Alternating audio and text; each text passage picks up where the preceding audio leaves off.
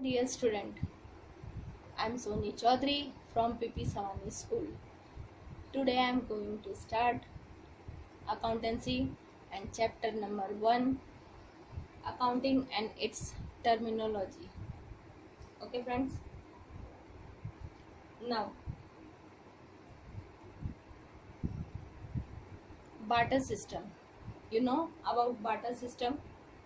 शायद आपने मूवी देखी होगी मोइनजोदारो, जिसमें आपने देखा होगा कहीं भी करेंसी, कॉइन, मनी या कुछ भी नहीं था, बट क्या था, एक थिंग्स के बदले दूसरा थिंग्स एक्सचेंज कर रहे थे. That is called barter system. Clear?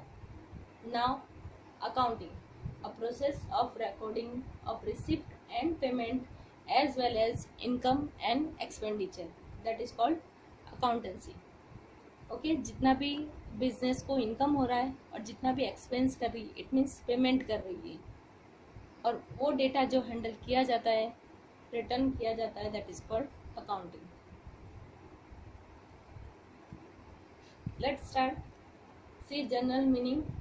General meaning, a method और system which is maintained to keep accounts is called accounting. It is also termed as bookkeeping. Book-keeping, I think ये word आप सब जानते होंगे. Routine में आपने घर में भी देखा होगा कि आपकी मम्मी पूरे मंथ का रिकॉर्ड मेंटेन करती है, कितना एक्सपेंस हुआ, कितना इनकम हुआ. That is called book keeping. But book keeping से आगे का एक स्टेप है जिसको क्लासीफाई किया जाता है, अलग अलग लिख के नोट डाउन किया जाता है. That is called accounting. Now definition of accounting by AICPA, it means American Institute of Certified Public Accounts. Accounting is an art of recording, classifying and summarizing in a significant manner and in term of money, transactions and event which are in part at least of a financial characters and interpreting the result thereof. It means accounting एक art है, okay, जिसमें सबसे पहले हम record करते हैं, जिसका नाम हमने बुक कीपिंग दिया. फर्स्ट ऑफ हम रिकॉर्ड करते हैं, देन क्लासीफाई. इट मीन्स ये परचेज है या सेल है, वैसे उसको क्लासीफाई करते हैं. देन समराइजिंग, उसके अकॉर्डिंग हम समराइज करते हैं कि हमने परचेज किया और सेल किया, तो उसके अकॉर्डिंग हमें लॉस हुआ कि प्रॉफिट हुआ, तो जो हम रिजल्ट निकालते हैं that is called summarising in a significant manner and it term of money, वो मनी के टर्म में होना चाहिए, ओके, जिसकी इकोनॉमिकल वैल्यू होनी चाहिए, और उस इकोनॉमिक वैल्यू के कारण जो प्रॉफिट या लॉस होता है, जिसे इवेंट भी कहते हैं. Next meaning, by ASC, American standard council. It is a service activity. It's function is to be provide quantitative information, primarily financial in nature, about economic activities that is intended to be useful in making economic decision. Okay, American standard council के according कि ये एक service, एक activity है, जो एक method है जिसके थ्रू हमें quantitative, it means numerical form में हमें एक इन्फॉर्मेशन प्रोवाइड करती है, जिसके कारण हम फाइनेंशियल, एक हमारा फाइनेंशियल स्टेटस क्या है या फाइनेंशियल हमारी पोजीशन क्या है, उसके थ्रू हम इकोनॉमिकल हमारी एक्टिविटी क्या है और क्या एक्टिविटी करनी चाहिए उसका डिसीजन ले सकते हैं. Now next, business transaction. This is first term for accounting. Business transaction. Business transaction, it means business transaction mean exchange of product or service of business between two or more person in the form of cash or credit. Okay, two person के बीच में जो transaction होता है वो cash और credit में, that is called business transaction. First, cash transaction. What is the meaning of cash transaction? Cash is received against good service और cash in paid against good और सर्विस.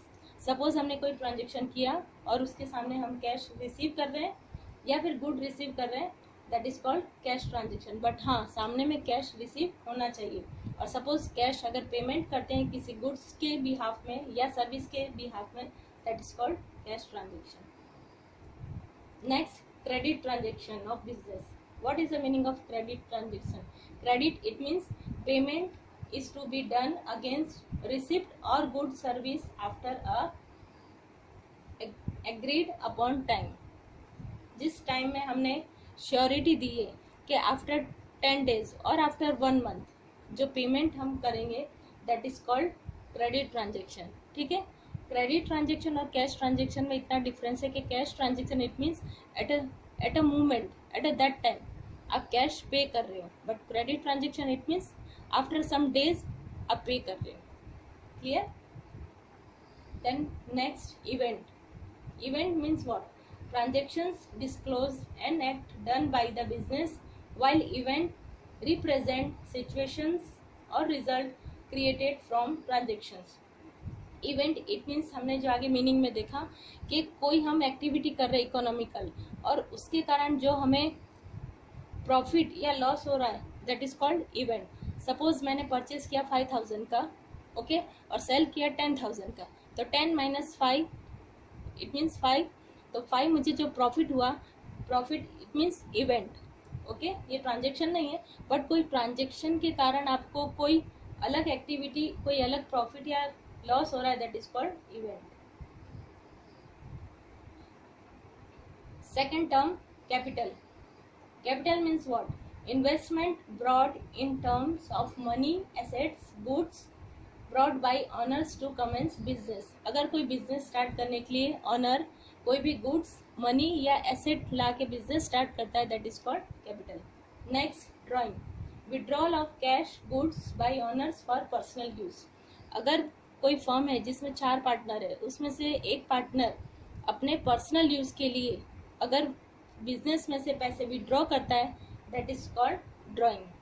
अगर बिजनेस पर्पज के लिए withdraw करता है तो वो आपका ड्रॉइंग नहीं है। Okay, next, liability. Liability it means amount payable by the business for credit purchase of goods, assets, service and brought money is known as liability. जैसे हमने आगे देखा कि लाइबिलिटी इट मीन्स व्हाट, कि आफ्टर सम टाइम आपको pay करना है due amount, आपके अकॉर्डिंग जो ड्यू अमाउंट है, दैट इज कॉल्ड लाइबिलिटी। अब सपोज आप किसी शॉप से परचेज कर रहे हो और परचेज के टाइम में आपने पैसे पे नहीं किए, बट आफ्टर 1 week आप पे कर रहे हो, that is called pure liability.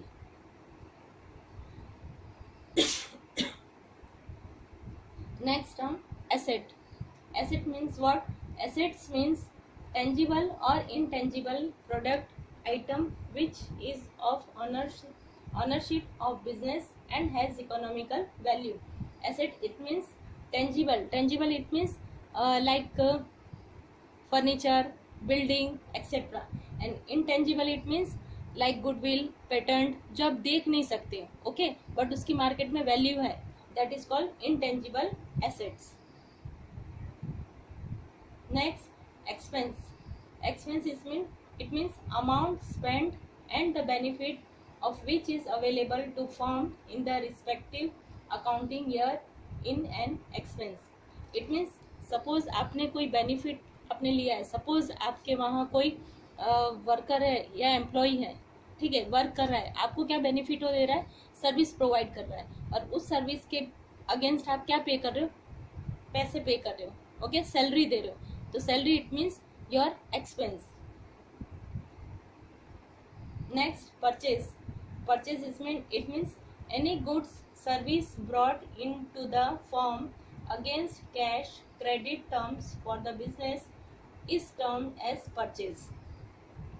Purchase it means business के पर्पज के लिए, सपोज आप कोई गुड्स परचेज कर रहे हैं या सर्विस परचेज कर रहे हैं, that is called purchase. Okay, हाँ, अगर आप कोई फर्नीचर या एसेट परचेज कर रहे हो, that is not your purchase, that is your asset. So goods या सर्विस आप परचेज कर रहे हो, दैट इज कॉल्ड परचेज।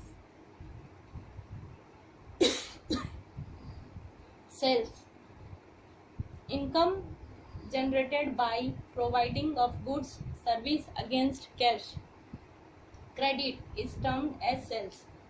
जैसे परचेज हमने देखा कि परचेज इट मीन्स कोई गुड्स हम परचेज कर रहे हैं फॉर बिजनेस, और सेल्स जैसे आपने देखा आगे कि परचेज इट मीन्स बिजनेस जिस चीज का बिजनेस कर रहा है। सपोज कोई प्रोड्यूसर है, वो प्रोडक्ट कर रहा है ट्यूब का, ओके, तो वो ट्यूब अगर परचेज कर रहा है या ट्यूब मैन्युफैक्चरिंग कर रहा है, दैट इज उससे रिलेटेड जो भी रॉ मटेरियल परचेज कर रहा है दैट इज परचेज। बट अगर कोई फर्नीचर, कोई चेयर, कोई टेबल अगर परचेज कर रहा है तो वो उसके लिए परचेज नहीं होगा। क्लियर? बिजनेस जिस चीज का आपका हो और वही अगर आप परचेज कर रहे हो that is your purchase. Otherwise asset और service. Same year sales, income generate by providing of goods service against cash credit in term as sales. Same जैसे परचेज, आप सपोज रॉ मटेरियल परचेज कर रहे हैं, then आपने tube manufacture किया और tube आपने अगर होलसेलर को दिया, ओके, आपने सेल किया, that is your sale. But अगर आपने फर्नीचर आपने जो परचेज किया था वो अगर रीसेल कर रहे हो तो वो आपका सेल्स नहीं हुआ, ओके, वो आपने एसेट सेल किया। Debtors, when goods service are providing to customers on credit terms and customer becomes the debtors of the firm sells, okay, goods service are provided to customer, it means customer को हम provide कर रहे हैं, sell कर रहे हैं, ठीक है। तो जिस पर्सन को सेल कर रहे हैं that is our debtors, it means उनसे हमें पैसा लेना है फ्यूचर में। Same creditors, when goods service are received from suppliers on credit terms then the suppliers is considered as a creditors of the business। जैसे हम किसी को सप्लाई कर रहे हैं, सेल कर रहे हैं, तो वो पर्सन हमारे लिए डेटर्स है। बट अगर हम परचेज किसी से कर रहे हैं तो वो हमारे लिए क्या है? क्रेडिटर्स। इट मीन्स वो पर्सन के लिए हमारे पास लाइबिलिटी है, हमें पैसे पे करने हैं।